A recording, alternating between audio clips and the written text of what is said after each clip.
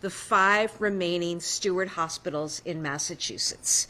And in doing so, we are protecting access to care in those communities and preserving jobs of thousands of hardworking women and men who work at these hospitals. And let me just say at the outset, none of us wanted to be here in the first place. This is not something that Massachusetts created. It was something that was created by the greed and the exploitation of an individual, Ralph De La Torre, and members of his team. De La Torre's actions brought us to nearly the brink of collapse here in Massachusetts at all 7 of the Steward Hospitals. From the outset, we have worked hard as a team to confront the reality of the situation and to work as best as we could and as quickly as we could to save hospitals, to save jobs, and preserve access to care for our residents. From the outset, the goal has been of Kate Walsh, of Robbie Goldstein, our entire team, has been to save as many hospitals as possible after De La Torre and Steward bankrupted them. I am so grateful to Kate Walsh for her experience, her leadership, her compassion, particularly in this time. And I am so grateful that she accepted my call well over a year ago to become Secretary of Health and Human Services, not knowing or expecting that something like this could happen. But there was no better person, not just for my administration, but for this state, to have at the helm during this challenging time than Secretary Walsh, and I thank you for that. I also thank Commissioner Goldstein, who we're very, very fortunate to have leading DPH. Dr. Goldstein leads with compassion. He leads with sensibility. He has been working incredibly hard over the last several months. His teams have been on the ground at Steward Hospitals, monitoring care, working to ensure access to care, the protection of patients, and the protection of communities. And he has listened and will continue to listen, along with his team and our administration, to the concerns of communities affected by Steward's actions. But to bring us back to this moment, here's what I am very, very pleased to be able to announce. We now have reached agreements by which 3 highly qualified healthcare leaders will be purchasing and taking over the operations of 4 of these hospitals. Boston Medical Center will purchase Good Samaritan in Brockton. Lifespan will purchase Morton Hospital in Taunton and St. Anne's Hospital in Fall River. And Lawrence General Hospital will purchase both hospital campuses of Holy Family in Haverhill and Methuen. We are grateful for their partnership and their commitment to not only maintaining the quality of care, but to improving the quality of care in these communities. And I am personally so grateful that these entities are now taking over as acquirers of these hospitals. We're also grateful to the legislature, to all the members of the legislature, but particularly those representing districts whose residents have been affected by this news. We have worked with the legislative leadership to develop what we believe is a fiscally responsible financing plan to make sure we are able to finalize these deals. Which brings me to St. Elizabeth's. St. Elizabeth's also received a highly qualified bid from an excellent hospital operator. Unfortunately, after endless go-rounds back and forth in negotiations, the landlord has refused to move. So as governor, I am taking action today to seize control of St. Elizabeth's through an eminent domain proceeding. That will facilitate the transition of St. Elizabeth's to a responsible new owner, namely Boston Medical Center. This will make sure that the hospital continues to stay open and operating in that community. And it means that with today's news and the work that has been done, we have preserved and will keep open and operating 5 of the 7 Steward Hospitals that went bankrupt. I also want to say something about Kearney and Neshoba, because the news today is good, but not for everyone. And as governor, I understand that. The community, patients, workers in Kearney Hospital and Neshoba Valley Medical Center are rightly upset about these closures. And I want them to know that I am too. I am really upset about what Steward did, which was to run them to the point that after an exhaustive process, unlike the other hospitals, there was no hospital operator willing to come forward with a bid to continue operations of those facilities. That's why those hospitals are set to close. It's because of Steward, and because what Steward did in running them to the ground. So it's an incredibly upsetting reality. Know that our administration will continue to work with those communities to do the best we can in bringing the urgency to safely transitioning care and supporting our workers. And it's why our administration has committed $30 million to keep these hospitals operating and offering care for an additional time. I want to thank our Labor and Workforce Development Secretary, Lauren Jones, and her team. They continue to be on site at both Kearney and Neshoba, providing services and connecting workers to jobs. We've met with 450 workers already, and we want to ensure that every worker finds a job, and our administration won't stop until that happens. And we will continue to be in dialogue with those affected at Kearney and at Neshoba. But today is a very important day, and I wasn't sure we were ever going to see this day happen. From where we began many, many months ago with Steward pulling the rug out from all of us in Massachusetts, I wasn't sure that we were going to be able to get here. I knew it was really important that we do everything that we could to get here, to find a way to save hospitals, to find a way to save jobs, to protect patients' access to care, to protect the stability of what is a fragile healthcare market here and around the country. And there have been a lot of fits and starts with this. I also want to thank HHS Chief of Staff Chris Hardy for his tireless work and hustle, and also Paige Scott Reed, my Chief Legal Counsel, for their team's work, and also the Attorney General's office, with whom we worked and continue to work closely. So today, I'm pleased to say we're closing the book on Steward once and for all in Massachusetts. Good riddance and goodbye. That is a good thing. It's a long time coming. We're here. It's a new chapter starting today, a new chapter for patients and residents, a new chapter for our great healthcare workers, our incredible nurses, healthcare workers, all the staff, the people who make our hospitals actually run. And I believe as well, it is not just a new chapter, but it is a better chapter in terms of what it is going to do for patient care.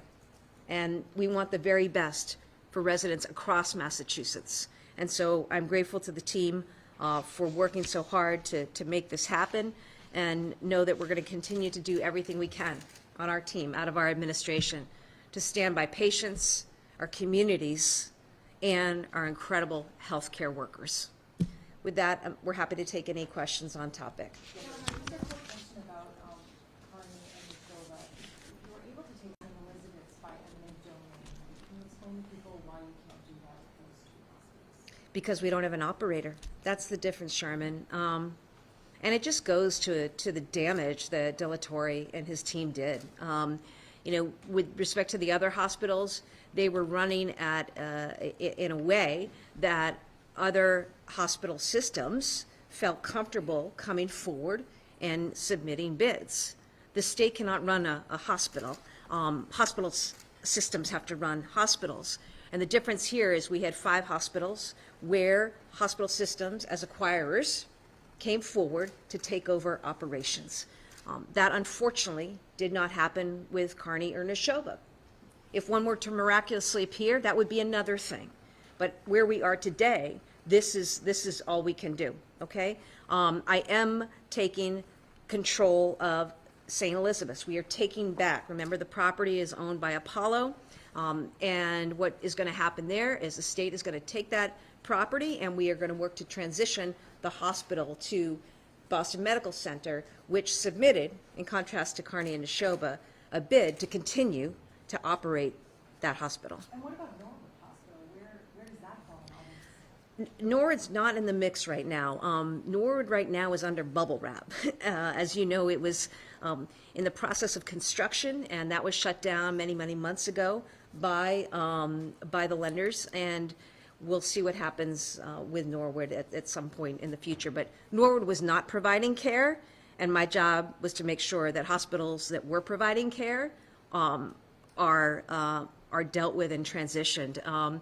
And as you know, Norwood wasn't part of this bankruptcy proceeding because it wasn't actually defined as part of the property of the proceeding because it wasn't an operating hospital. Talk about the mass potentially Just on taking the over? eminent domain process quickly, is that something that you can do by fiat, or do you have to go through the legislature, or how does that work? Well, I'll tell you how it works.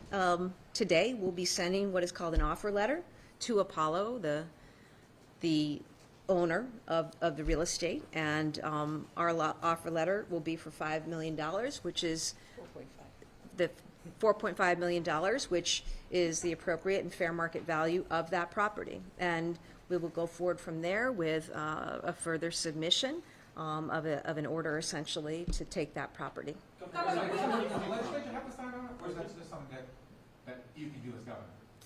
It's one of those things I can do. Where does that money come from? Where does that money come from? Is it taxpayer dollars, is it using some other sort of fund, or is it? Yeah, we're working that out right now with A&F. Governor, what is the exact financing plan for all the hospitals? Your press release talks about cash advances, capital support, maximizing federal dollars. Can you talk about what exactly that means and how much that is in addition to the $30 million? Yep, you got it. Do you want to say anything more, Secretary? You said it perfectly.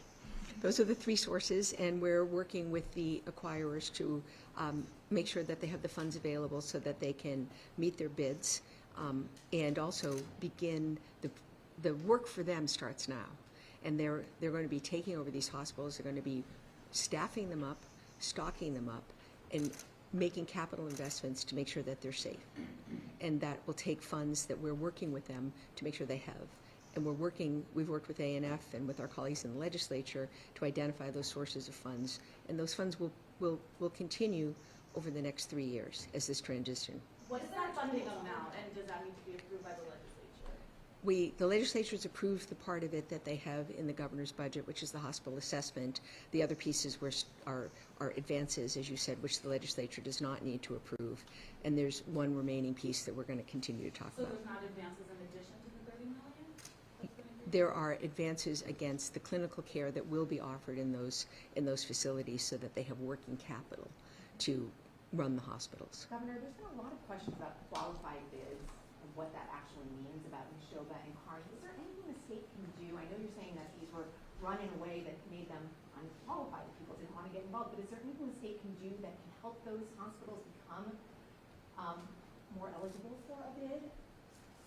In the bankruptcy process, the creditors qualify the bids, not the state. So we don't have a say in what's a qualified bid. This is not our determination. That's the bankruptcy court's determination. So what was wrong with these two hospitals that made them not hospitals that anyone would want to run? It's chronic underinvestment is how I would describe it. Why are you announcing this before you have a bid, before you have signed agreements? Isn't there a risk that this might fall apart until everybody's signatures are on the bottom line? Yeah, I'm happy to take it, Martha. I'm announcing it because the people of Massachusetts deserve this information. I mean, this has been a cause of tremendous stress and anxiety for residents, for patients, for healthcare workers. And we went before a federal court today, and I am comfortable, having been before the federal court, with the representation that we have an agreement, and that's not just the state, that's all of the affected parties. We went before the court, we made that attestation, now we are in the process of finalizing, which is an agreement in principle, and as a recovering lawyer, I'll tell you, there is paperwork associated with that. But the good news is, we have an agreement. We have an agreement that's going to save hospitals, it's going to protect patients, it's going to protect jobs. The paperwork, so to speak, will get worked out in the coming days, and will be, filed appropriately. But I'm confident, having been through this process, that we are at a point where we can share this with the public. I think it's important that we share this with the public, and I'm just really grateful to the team for working so hard. Is it enough to release the second tranche of money? I'll get back to you on that. The Steward Healthcare Physicians Association, are the doctors all going to go to the new hospitals? Do you want to speak to that? Do you want to take that, Romy? We hope so, is the short answer. Yeah. But yeah. So as you know, separately, there was a deal for Stewardship Health, which has a lot of the physicians. But what we're hearing, not all, but many of the primary care physicians, many of those physicians are staying in their practices at Kearney and Neshoba. They're staying as well. I think that's important to put out there, that while the hospital may be closing, the medical office building remains open, and those physicians are providing care. There are also specialty physicians that are going to remain affiliated with the Kearney and Neshoba medical office building, as well as all of the other hospitals across the system. So we are working with those that are coming in to take on the operations to make sure that they have what they need, and that includes making sure they have physicians to provide the care. How about a medical question? Just the patients, can they feel confident? This is transition that's going on, obviously, it hasn't been finalized yet. Can people feel confident to go to these hospitals and get the care that they need? Absolutely. We've been in these hospitals since really February, actually, the end of January. We've been there daily, monitoring the quality of care, the access to supplies, the staffing that are in each of the hospitals. We'll remain in the hospitals through the transition for as long as we need to be there, to make sure that we can guarantee for every person in Massachusetts, you can walk in to St. Elizabeth's and get high quality care. Can you share if UMass has expressed an interest in enrolling? I'm sorry, what? Has UMass expressed an interest at all in enrolling? Not that I know of. So very clear the timeline to get these deals finalized and when Steward would be fully out of the state? Not soon enough, but effectively they're out of the state with what we're announcing today. I mean, the paperwork is going to be done in terms of finalizing the agreements with the new acquirers. That could be days, it could be a few weeks, but know that everybody is working just as quickly as they can to get those agreements in place. As you can imagine, it's pretty complicated to prepare these agreements, all of what's included, but I'm confident the teams are working as quickly as possible to get that done. And was there something else? That was it? Okay. Yep. So, what? Dollar value on the financing plan, do we know how much this is all going to cost the state, said and done? Yeah, we're still working through some of that, but you'll see, as I say, the financing agreement, the agreements will be finalized very soon. Does the Yeah. other 19 million go out What's today? that? Does the other 19 million go out today? Wasn't It the wasn't, tranche, it wasn't, not today. it wasn't 19 million, and it's there, because it needs to meet the 18.6, payroll. right, tranche 2? Yeah, tranche 2 went, there's tranche 2A and tranche 2B, and tranche 2A went out. And so we could meet today's payroll. Can we get the details on that? We'll follow up. Yeah. You said that the I'm going to say it's 8. Face any kind of sanction going forward, any kind of criminal sanction or any kind of sanction? Punishment, or any kind of punishment?